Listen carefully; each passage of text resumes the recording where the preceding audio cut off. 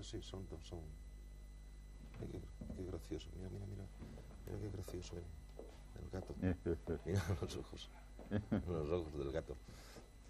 Cosas. Es que este Luis le echa una imaginación al invento. El famoso gato. Vale, de todas maneras, tú tienes una constancia de trabajo que francamente, a mí como buen andaluz, a veces te cuesta. Sí. Yo tengo otro tipo de constancia de trabajo, digo, más funcional, es decir, más funcional que todo eso. Bueno, de todas formas, vamos a lo que vamos, Paco. Es una tremenda alegría que estés aquí. Te digo buenas tardes y digo a todos buenas tardes, porque cuántas veces a lo largo de nuestra no ya tan corta vida hemos hablado en los cafés de lo divino y de lo humano, en los bancos, paseando por las noches de Madrid. Hemos hablado sobre todo en los cafés, que es donde se habla a gusto. Donde se hablaba, ¿no? Donde se hablaba. Sí. Y aquellas noches. Y aquellas noches sin cámaras de televisión, ni nada. Ni nada. Una especie de sociedad pretelevisiva. Pretelevisiva, sí. Lo del gato que aquí tenemos, que ves aquí, gato, es simplemente que una vez hablamos de que vendrías aquí y que vendrías con tu famoso gato Rojito. A propósito, ¿cómo está Rojito? Está gordísimo, está hermoso. ¿Sí? Ha desayunado muy bien, ha comido muy bien hoy.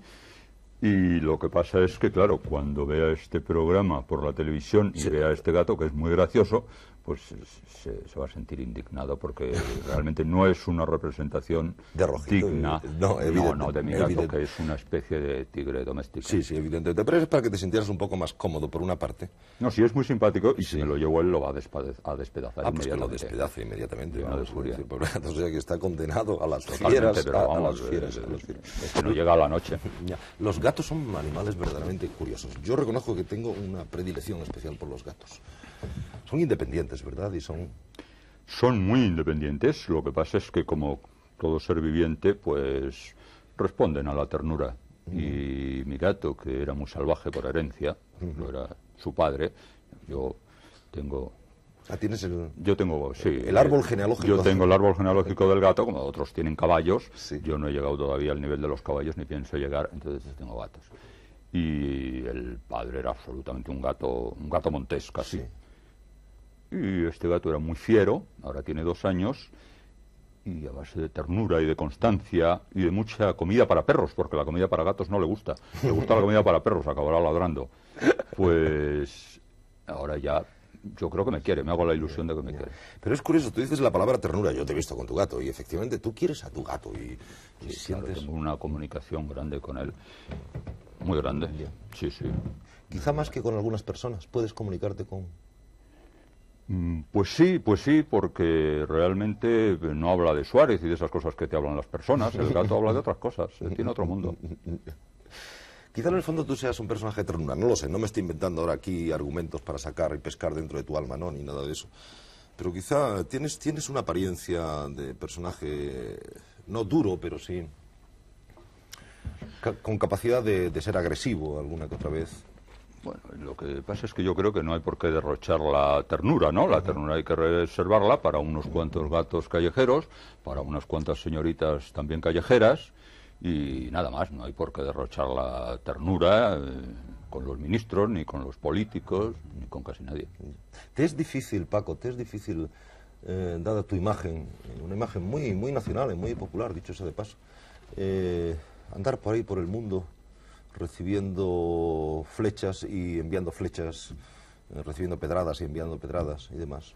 Bueno, mientras sean flechas, únicamente lo malo es cuando son flechas y pelayos, entonces ya es terrible. Ya. Pero no debe ser, digo yo, ¿no? Muy agradable, no lo sé, yo nunca he vivido ese aspecto de la vida. No debe ser muy agradable el hecho de convertirte en una especie de árbitro de la sociedad, porque tú defines de alguna manera en tus artículos y demás lo que es bueno, lo que es malo, lo que está bien, quién es inteligente, quién no lo es, quién es mediocre, quién es genial. Sí, a mí hace ya muchos años, con ocasión de la presentación de mi primer libro, me dijo un señor, una gran carroza literaria, que ahora no voy a nombrar, que mi estilo era fundamentalmente asertivo, y creo que tenía mucha razón. Yo me paso la vida afirmando cosas o negando cosas. Sí. Entonces esto pues quizá es un exceso de petulancia o una manera de agresión, ¿no?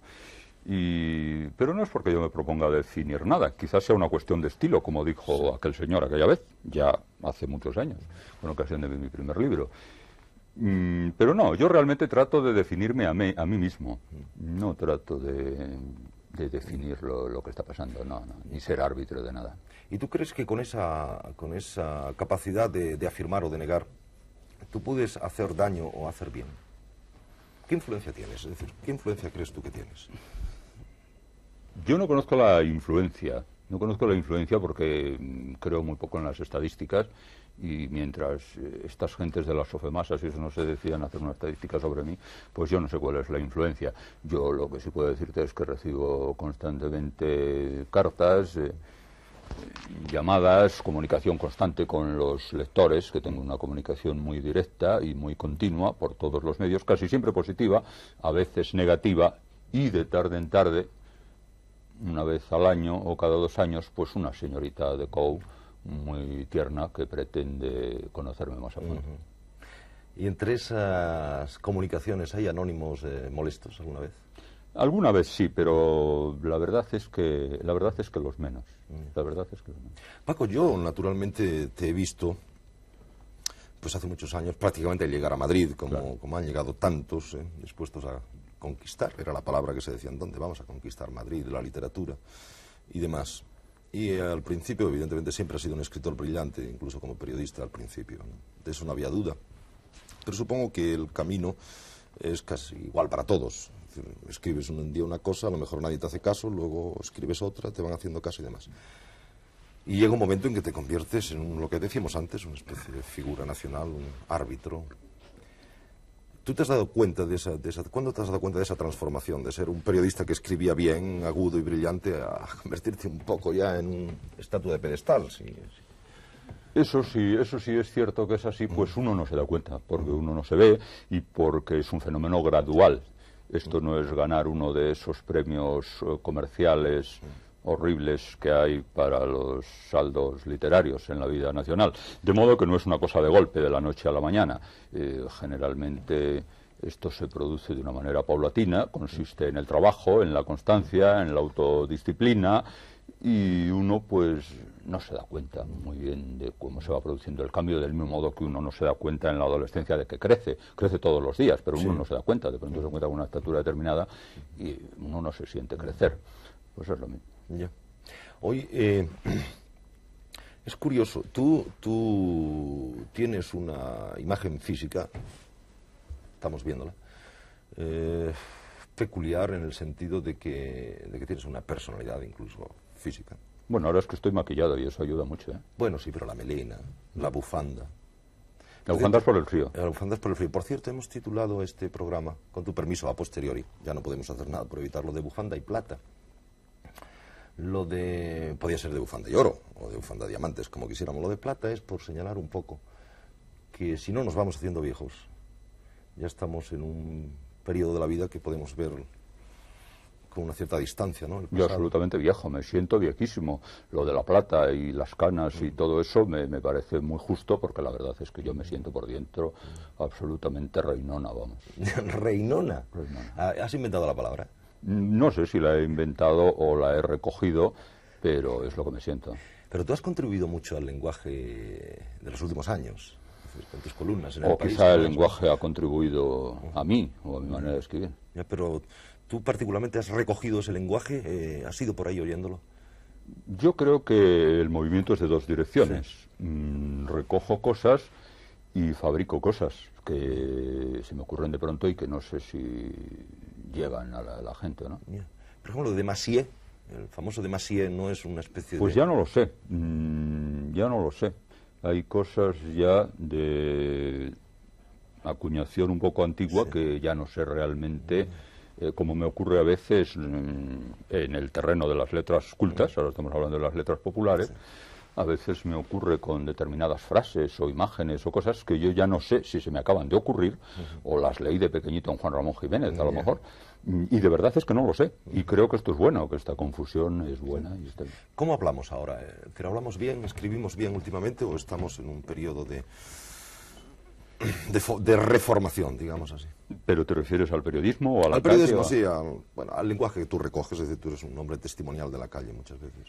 Yo creo, por concretar un poco las cosas y de paso por hacer un poco de centralismo, aunque esté mal visto, sí. Creo que el pueblo madrileño siempre ha sido un pueblo muy creador de lenguaje.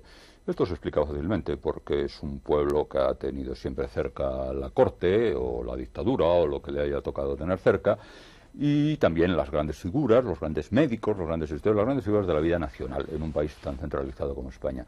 Entonces ese pueblo, pues aunque solo sea de oídas, recoge cosas cultas que primero aplica mal y luego empieza a aplicar mejor. Entonces esa mixtura entre lo culto y lo popular, que han reflejado muchos escritores, pues yo creo que desde Quevedo para acá, casi todos los que han escrito mucho de Madrid, da siempre un lenguaje, un nivel de lenguaje común muy peculiar.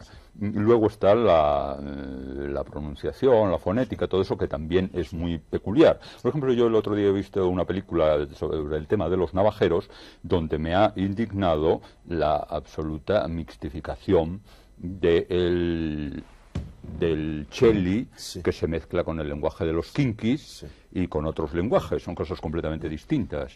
Es decir, el lenguaje urbano, por bajo que sea, madrileño, está muy caracterizado, aparte su diccionario propio, por una pronunciación exhaustiva, sí, rigurosa, incluso excesiva, sí, que hace mucha gracia al que no es madrileño.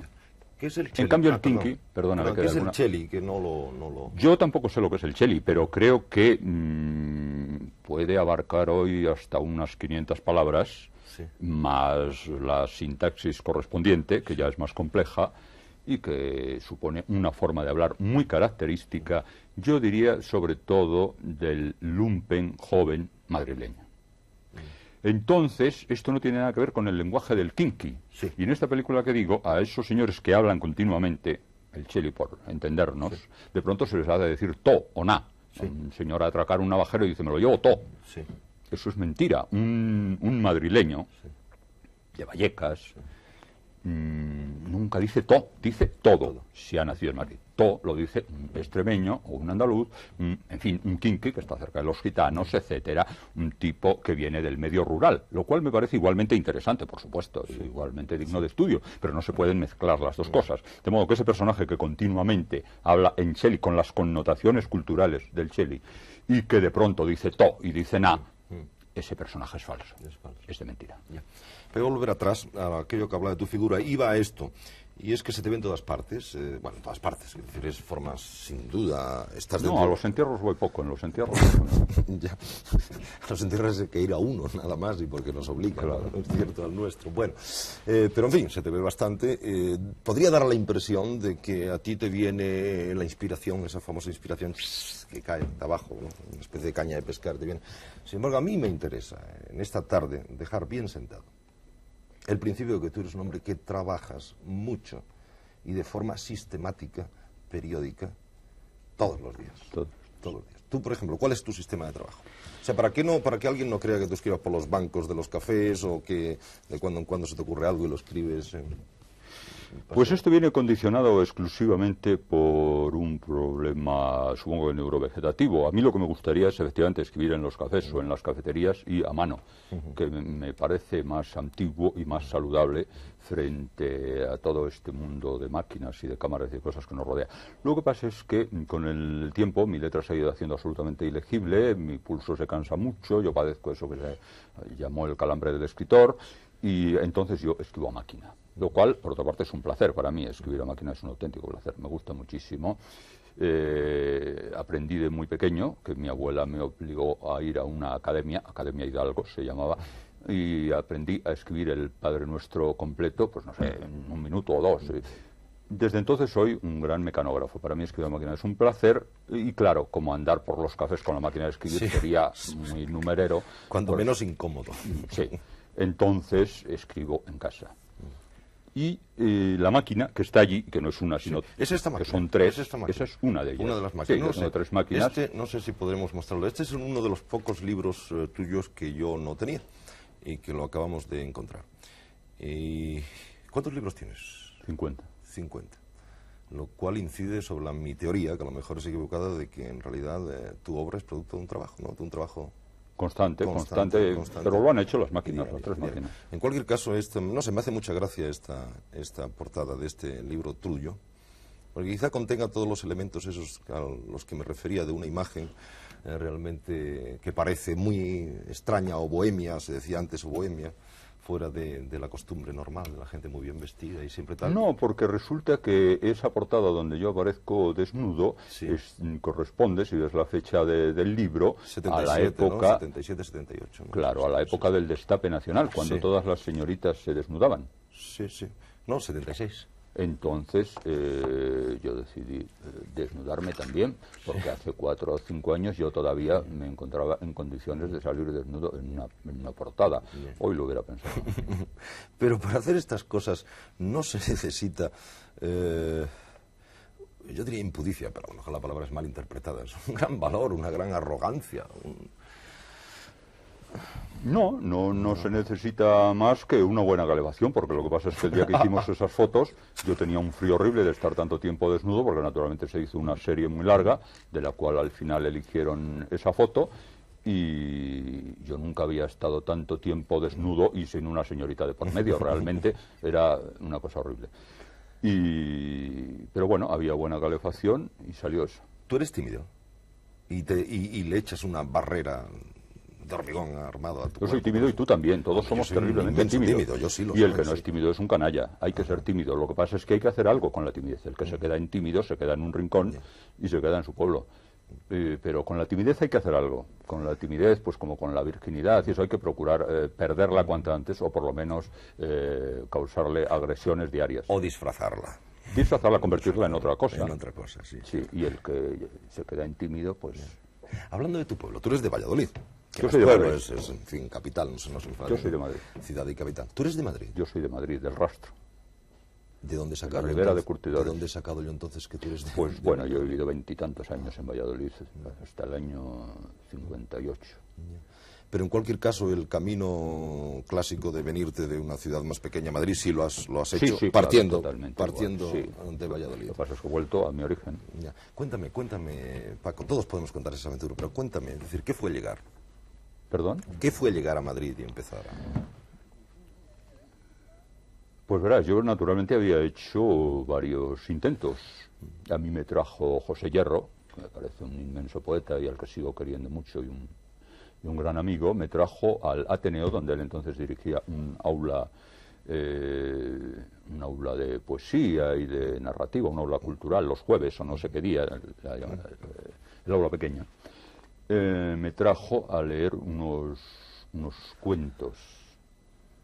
No sé cómo me trajo, porque daban 500 pesetas con descuentos por leer unos cuentos a aquel auditorio escaso. Yo tenía que hacer unos viajes, pagarme una pensión en Madrid, etcétera, y desplazarme por Madrid. Pero bueno, aquello me fue animando. De modo que hice varios viajes, varios asaltos previos, y poco tiempo más tarde decidí venir y quedarme. Ya. ¿Tú descubriste en algún momento que en esta fauna de periodistas y escritores de Madrid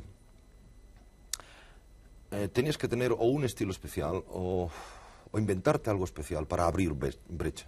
Sí, por supuesto, claro, porque no solo pensaba esto, sino que además lo que se estaba haciendo no me gustaba nada, porque todavía estábamos sufriendo las últimas consecuencias del socialrealismo en la prosa y en la poesía.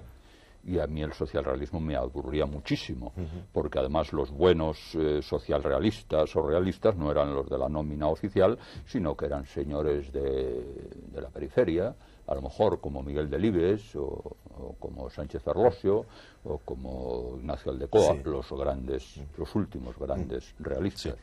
De modo que esto a mí me aburría. Yo entonces hacía otra cosa, que no se parecía mucho a eso. Procuraba ya hacer otra cosa. Como consecuencia de esto, pues los socialrealistas furiosos me llamaban señorito y esteticista. Sí. Eso que tú descubriste porque no te gustaba lo que veías a tu alrededor, tuvo que ser una especie de, como dicen, un poco, o hemos dicho siempre, de manera muy cursi, constituirte en el enfant terrible. de esta sociedad de periodistas y escritores? No, yo no quería ser nada terrible. Yo lo único que quería era tener colaboraciones y cosas y meter artículos donde fuera, vamos, de cualquier forma. No quería ser nada terrible. Y de hecho, ante los redactores jefes, yo pues era una alfombra persa, vamos.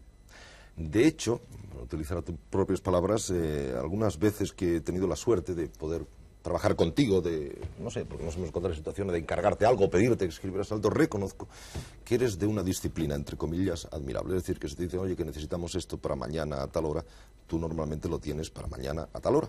Claro, es que yo siempre me he planteado esto como una profesión con absoluta profesionalidad. Me ha interesado siempre el escritor profesional. Respeto a los que dicen que no, que hay que ser escritor de domingo, que hay que ser otra cosa, que hay que escribir para entretenerse. Me parece bien y a veces da buenos resultados.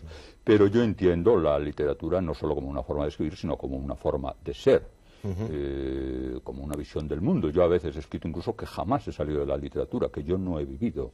Yo me he movido siempre tan dentro de mi visión literaria global del mundo que no he llegado a tocar la realidad nunca, porque todo lo veo literariamente. Así que esto me trae a ser un profesional absoluto, bueno o malo, pero un profesional absoluto y que por supuesto cumple sus compromisos, esperando a mi vez que los cajeros cumplan también su compromiso a fin de mes. ¿Y lo suelen cumplir? Ahora más que antes. Antes debía de ser, bueno, yo también puedo hablar algo de eso, pero antes era un poco angustioso, ¿no? Era un poco angustioso. Lo que pasa es que de pronto un día se decidían a pagar y se encontraba uno con 2 años de atrasos que le resolvían a uno la pensión y todo. A pesar de que dices, y lo creo, además yo suscribo todo eso que acabas de decir de la disciplina y demás, de que tú entregas, es cierto. Pero a pesar de que afirmas que sigues dentro del mundo de la literatura y con poco contacto con la realidad, sin embargo, es decir, en los últimos años, escribes de una realidad muy, muy concreta. Pero siempre creo que literaturizada. Sí, cierto, y eso iba. Es decir, tú escribes de personajes, tus famosas negritas, ¿no? Es decir, personajes con nombres y apellidos, es decir, políticos, en la mayoría de los casos, y los políticos son, o deben ser, seres muy... Bueno, políticos o señoritas. O señoritas, sí, evidentemente. Los políticos y señoritas son, reconozco que son... Son inseparables. Son inseparables y dentro de tu campo es algo consustancial. Pero al escribir literariamente, si quieres el término, de esos personajes tan reales que tienen sus nombres, sus apellidos, sus cargos, en muchos casos, ¿esa literatura tuya los cambia? Es decir, ¿los das tal como son? Es decir, Yo creo que les doy mejor de lo que son, incluso cuando parece que les ataco, porque inevitablemente los veo a través de un prisma literario,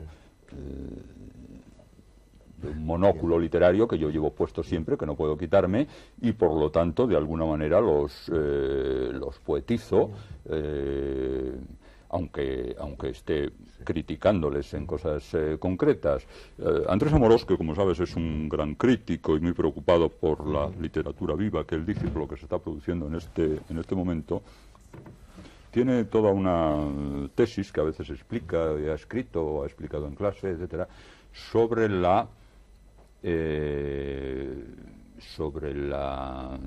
narratividad de mis crónicas, él dice la ficcionalización de la crónica. Es decir, aquello es verdad, ha ocurrido, es todo real, y sin embargo tiene un aire de ficción. Sí. Tiene algo, pudiera ser un cuento, pudiera ser un relato corto, y si no es verdad, ha ocurrido el día anterior, y a lo mejor has estado tú y lo has visto. Sí. Entonces, esta ficcionalización, que dice Andrés Amorós con palabra muy acertada, se produce en mí por lo que te decía, porque soy un animal literario, como mi gato es un felino, pero vamos a ver. Sí. Yo creo que, no sé si te das cuenta o no, si lo aceptas o no, pero creo que tú has contribuido mucho a dar forma y figura a estos últimos años. Es decir, creo que de alguna forma tú has recreado personajes importantes de estos últimos años al hablar de ellos de esa manera de los que hablas. Porque antes hablaba de los políticos de otra manera, aparecían en las crónicas oficiales y estas cosas. ¿Tú les has dado un contorno para bien o para mal? Yo he procurado que sea para mal, pero ya te digo que inevitablemente ese estofado literario les favorece. ¿Por qué para mal, Paco? Es decir, ¿por qué? ¿Crees que es tu misión? Porque casi siempre me he dedicado a hacer crítica política. Sí. Crítica política. Es que no te gustan los políticos de una manera especial. unos políticos me interesan más que otros, me parecen más inteligentes que otros, o me parecen más honestos que otros, pero en general el político profesional es un hombre que, y esto ya sería un problema largo, complejo, histórico, universal, entre el político profesional y el llamado intelectual, yo no me llamo intelectual ahora mismo, ya decía Baroja, que da muchísima vergüenza llamarse un intelectual a sí mismo, hay siempre, entre estas dos figuras hay siempre un recelo mutuo. El intelectual siempre teme que va a ser utilizado por el político. Y el político teme que va a ser inficionado, que le va a comer el coco, volviendo al Shelley, el intelectual. Así que el recelo es constante, incluso cuando militan en el mismo campo. Otra de las cosas que tú haces es, alguna vez hemos hablado de esto, es hacer famosas a ciertas personas cuyo único argumento para esa fama o celebridad o conocimiento es que tú las has hecho famosas. Es decir, son famosos por ser famosos. Luego tú dices, bueno, ¿y estos señores o estas señoras qué hacen en la vida? ¿Qué libro han escrito?